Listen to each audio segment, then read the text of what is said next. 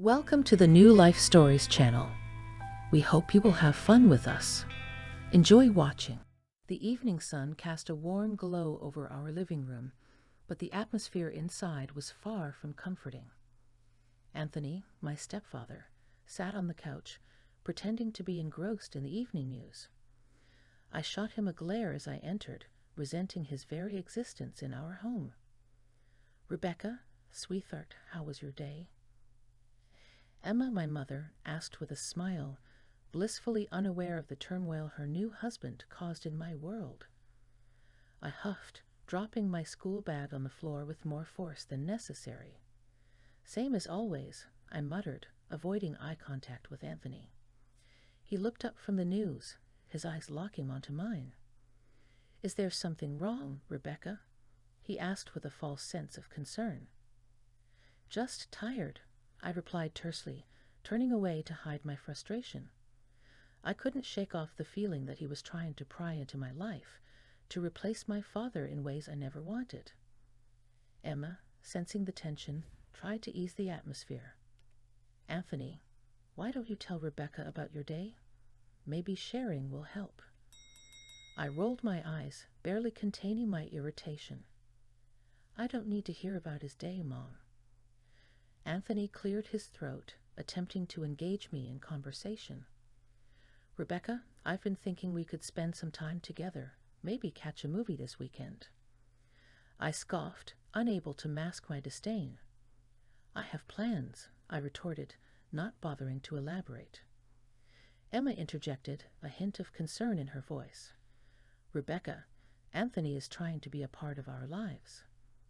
Can't you at least give him a chance?" I shot her a look, frustration bubbling beneath the surface. "I had a father, Mom, and he's gone.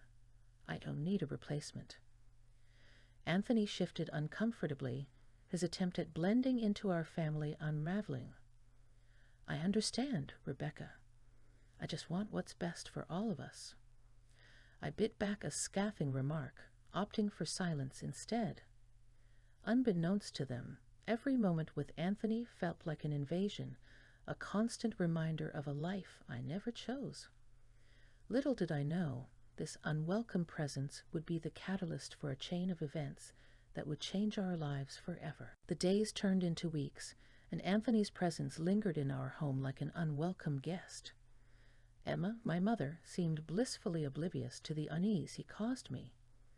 One evening, as we sat around the dinner table, she couldn't help but express her gratitude. "Anthony, I don't know what we would do without you," Emma said, her eyes filled with genuine appreciation. I glared at my plate, picking at the food with little interest. The sentiment of gratitude my mother held for this man baffled me.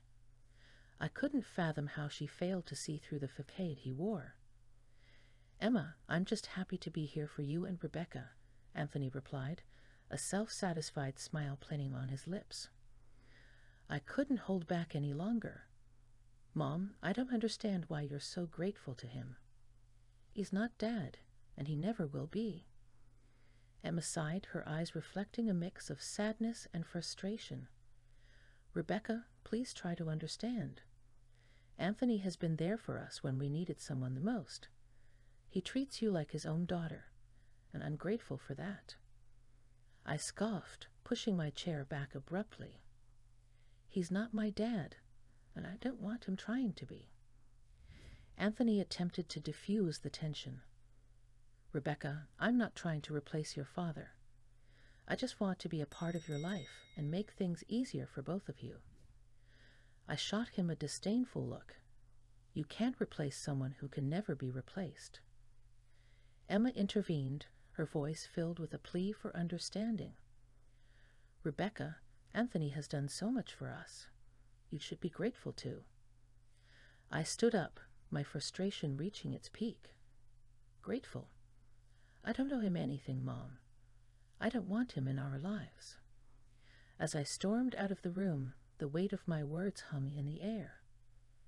Little did I know, the gratitude my mother held for Anthony would be tested in the days to come.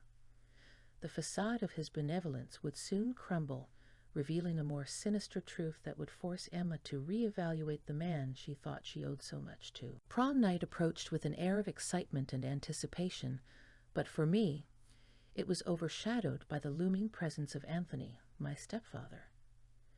Emma, my mother, insisted on making the night special, wanting Anthony to be a part of the cherished memories. Reluctantly, I agreed, deciding to endure his presence for my mother's sake. As I prepared for the prom in my room, the sound of knocking echoed through the door. Anthony entered, a forced smile on his face. "Rebecca, you look beautiful," he said, attempting to be genuinely complimentary. I sighed, adjusting the straps of my dress. "Let's not pretend, Anthony. This night is for Mom, not for you and me." He nodded, realizing the fragile compromise we were attempting. "I understand, Rebecca. I'll do my best not to ruin your evening." The atmosphere in the car on the way to the prom was tense. Emma tried to bridge the gap with forced cheerfulness. "Come on, you two. Let's make this a night to remember." I looked out the window, my resentment bubbling beneath the surface. Anthony, sitting beside Emma, attempted to engage me in conversation. "Rebecca, I hope you have a good time tonight. It's an important moment in your life." I turned to him, my eyes narrowing. "It's not about you, Anthony. Just remember that." The prom venue buzzed with excitement, the music and laughter filling the air. As I navigated the crowd with a strained smile, I felt Anthony's eyes on me, his attempt to play the supportive stepfather. "You look stunning, Rebecca," he said, his voice masked with insincerity. I gritted my teeth, holding back a retort. "Let's just get through this night, Anthony." As the night progressed, I danced with friends, trying to push the discomfort to the back of my mind. Yet every glance in Anthony's direction brought a surge of resentment. Towards the end of the evening, Emma approached with a hopeful smile. "Rebecca, I'm so glad you're making an effort with Anthony. It means a lot to me." I forced a smile, masking my true feelings. "For you, Mom." As the prom ended, the facade of compromise remained intact. Little did I know, this reluctant compromise would be the precursor to a series of events that would unravel the carefully crafted image Anthony presented to our family. A few days after an uneasy compromise at the prom, an unexpected revelation shattered the fragile peace in our home. It was an ordinary evening, and I returned home earlier than usual, feeling a strange tension in the air. As I entered the house, the distant sound of laughter reached my ears. I followed it, my steps growing heavier with each echo of laughter. Cautiously, I approached the slightly ajar door to the living room. The scene unfolding before my eyes was one I had not expected. Anthony, my stepfather, was sitting on the couch with a strange woman in his arms, their laughter mingling in a way that sent shivers running down my spine. I froze in place, a whirlwind of emotions clouding my thoughts. Anger, betrayal, and confusion fought within me for dominance. My father had been gone for so long, and now Anthony was overshadowing the sanctity of our home. So I decided to record everything on my cell phone camera, holding the phone in my hand so that it would be natural, and at the same time that both of them would be visible in the lens. "Rebecca, what are you doing here?" Anthony stuttered, caught off guard by my sudden appearance.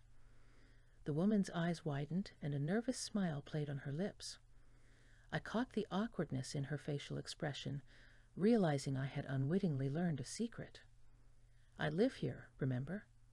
I replied, disappointment evident in my voice. "Who is she, Anthony?" He struggled to choose his words, glancing nervously at the woman beside him.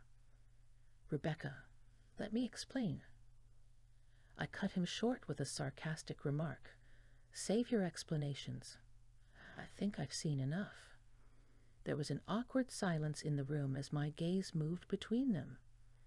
The woman, realizing the gravity of the situation, tried to diffuse the tension. I have to go, she said, hastily gathering her things. You don't need to explain yourself to her, Anthony interjected, his attempt to control the course of events obvious. Ignoring him, I met the woman's gaze. Perhaps you should reconsider your choice, given his track record. With those words, she walked away, leaving the room heavy with unspoken truths. I couldn't fathom the extent of Anthony's deception, but I knew my evidence would unmask him. This has gone too far, Anthony. It's time to reveal the truth. Rebecca, what are you doing? Taking notes so Mom can see the real you. No more lies, Anthony. This ends today. Rebecca, we need to talk about what you saw, Anthony began, his tone defensive. I held up my phone, its camera trained on him. We'll talk, but first, let's show Mom what's really going on. Emma entered the room, her face a mix of concern and confusion. What's happening here? Without uttering a word, I played the video, the evidence of Anthony's infidelity unraveling before her eyes. Emma's gasp filled the room as the truth unfolded, her eyes widening in shock. Anthony, is this true? She demanded, her voice trembling. He stuttered, attempting to salvage the situation. Emma, it's not what it looks like. She's exaggerating. I intervened, my frustration boiling over. Exaggerating? Mom, this is what he's been hiding from us. I couldn't let him manipulate us any longer. Emma, still processing the revelation, looked at Anthony with disbelief. Answer me, Anthony. His facade crumbled, and he cast a resentful glare my way. She's always had it out for me, Emma. Don't let her poison our family. Emma, torn between the man she thought she owed gratitude and the daughter who had exposed his deceit, looked at me. Rebecca, why didn't you come to me first? I sighed, realizing the complexity of the situation. I needed you to see the truth, Mom. I didn't want him to manipulate you into believing his lies. Anthony, sensing the unraveling of his deceit, tried to regain control. Emma, we can work through this. It's just a misunderstanding. But the damage was done. Emma, betrayed and hurt, turned away from him. Leave, Anthony. We're done. As he stormed out, the weight of the revelation lingered in the room. The secrets that had tainted our home were now exposed, and the path ahead held uncertainties and challenges.